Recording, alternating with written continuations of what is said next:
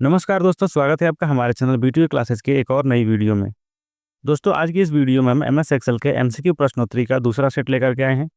इसमें भी आपको 20 प्रश्न मिलेंगे, यानी 20 प्रश्न मिलेंगे जो कि एमएस एक्सेल से रिलेटेड होंगे। तो चलिए वीडियो को स्टार्ट करते हैं और सबसे पहले हम देखते हैं हमारा पहला प्रश्न।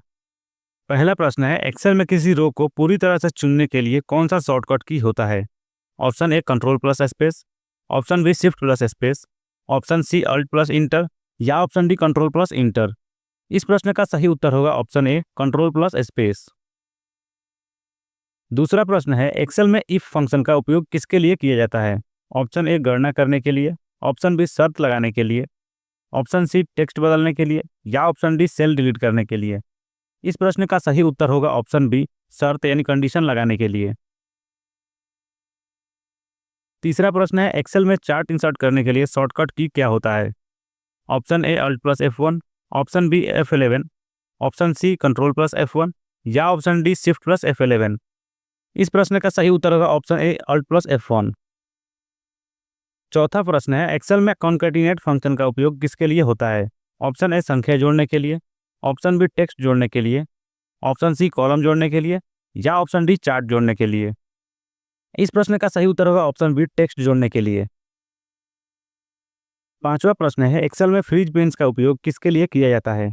ऑप्शन ए डेटा सुरक्षित करने के लिए, ऑप्शन बी कुछ रोज या कॉलम्स को फिक्स करने के लिए, ऑप्शन सी सेल लॉक करने के लिए या ऑप्शन डी फॉर्मूला छिपाने के लिए। इस प्रश्न का सही उत्तर होगा ऑप्शन बी कुछ रोज या कॉलम को फिक्स करने के लिए। 6 नंबर का प्रश्न है, एक्सेल में कंट्रोल प्लस वी का कार्य क्या है? ऑप्शन ए कट करना, ऑप्शन बी पेस्ट करना, ऑप्शन सी कॉपी करना या ऑप्शन डी अनडू करना। इस प्रश्न का सही उत्तर होगा ऑप्शन बी पेस्ट करना।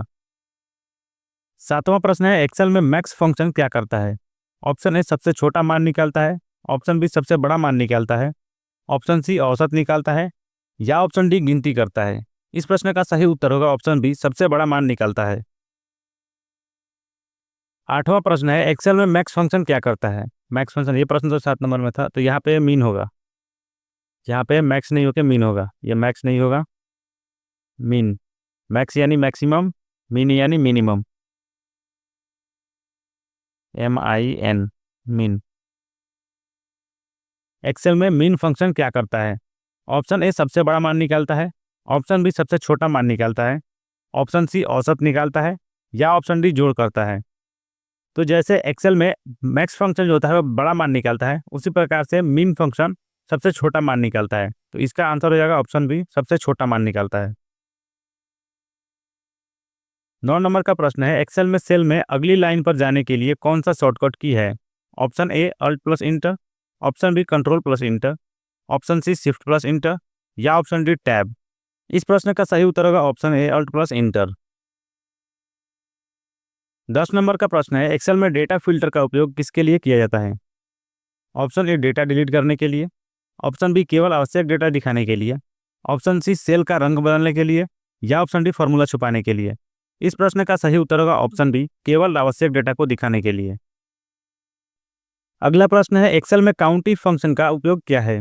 ऑप्शन ए सभी सेल गिनने के लिए, ऑप्शन बी शर्त पूरी करने वाले सेल गिनने के लिए, ऑप्शन सी केवल संख्या गिनने के लिए या ऑप्शन डी केवल टेक्स्ट गिनने के लिए।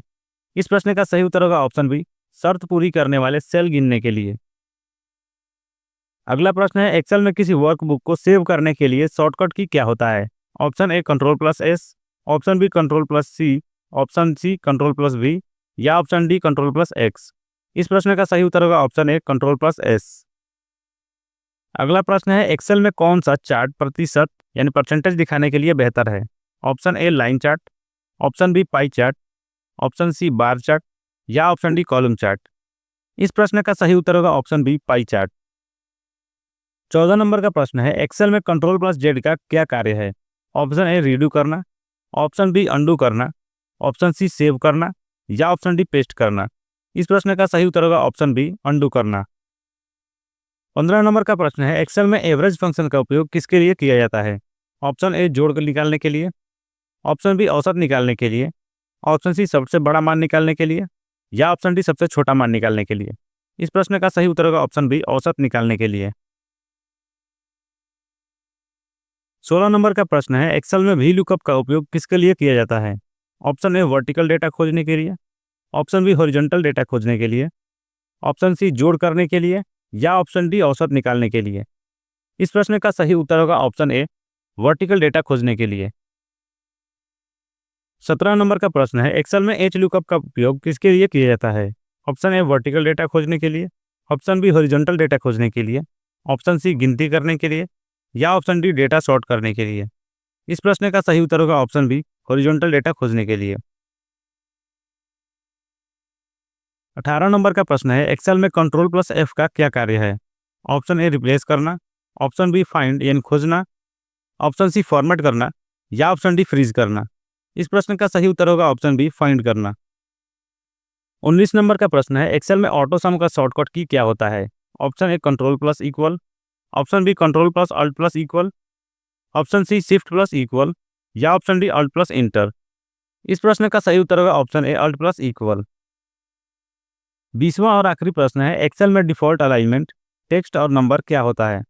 Option A text left number right, option B text right number left, option C text center number right या option D text left number centre. इस प्रश्न का सही उत्तर होगा option A text left number right.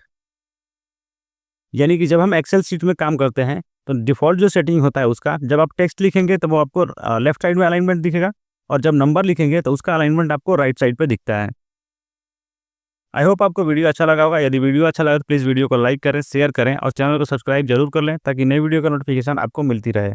तो चलिए मिलते हैं अगली वीडियो में।